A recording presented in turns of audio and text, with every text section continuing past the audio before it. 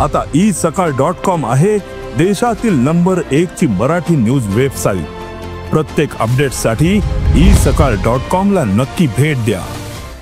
एकनाथ शिंदे महायुती सोडणार?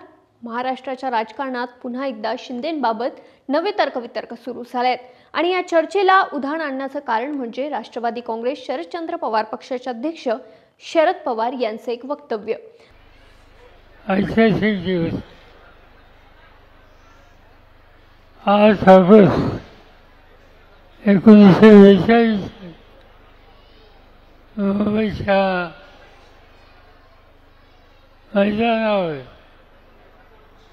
काँग्रेस पक्षाचं नेतृत्व एकत्रित झाले होते आणि महात्मा गांधींनी त्या ऑगस्ट मैदानाच्या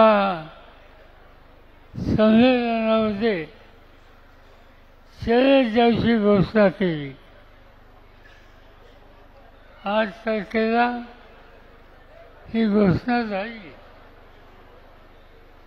आणि इंग्रज राज्यकर्त्यांनी त्या रात्री महात्मा गांधींच्या सह जवळपास सगळ्या महत्त्वाच्या नेत्यांना अटक केली आणि अहमदनगरचा जो किल्ला आहे त्या ठिकाणी। सध्या शरद पवार विदर्भ दौऱ्यावर आहेत। मंडल यात्रेच्या निमित्ताने ओबीसी मतदारांना साधण्याची तयारी सुरू आहे। पण या यात्रेच्या आधी पवारांनी केलेल्या एका वक्तव्याने राजकीय वातावरण तापवलंय। शिंदेंना खूप वर्षांपासून ओळखतो, त्यांचा एक स्वभाव आहे, ते कधी बोलून दाखवत नाहीत। त्यांची पुढची वाटचाल कशी असेल याचा अंदाज लवकरच येईल। या वक्तव्यानंतर चर्चांना आणखी बळ मिळालं, कारण मागील काही दिवसात एकनाथ शिंदे यांनी तब्बल 3 वेळा दिल्लीचा दौरा केला। महायुतीमध्ये आपला मान राखला जात नाही, मंत्र्यांची कोंडी केली जाते, अशा चर्चाही मागे सुरू होत्या। त्यामुळे पवारांच्या या सूचक वक्तव्याकडे सगळ्यांचंच लक्ष आहे। दरम्यान शरद पवारांच्या वक्तव्यावर एकनाथ शिंदे यांनी ठाण्यातील एका कार्यक्रमात प्रतिक्रिया दिली।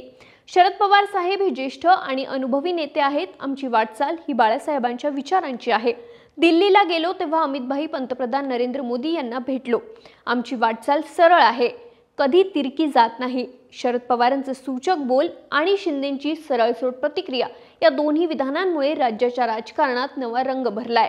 आता खऱ्या अर्थाने एकनाथ शिंदेंची आगामी वाटचाल कशी असेल हे पाहणं औत्सुक्याचं ठरणार आहे। तुम्हाला काय वाटतंय? शिंदे खरंच महायुती सोडतील?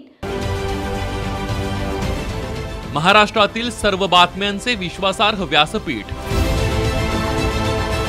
सकाळच्या सर्व सोशल मीडिया प्लॅटफॉर्मला लाईक, फॉलो आणि सबस्क्राईब करा। तसंच सर्व नोटिफिकेशनसाठी बेल आयकॉन प्रेस करायला विसरू नका।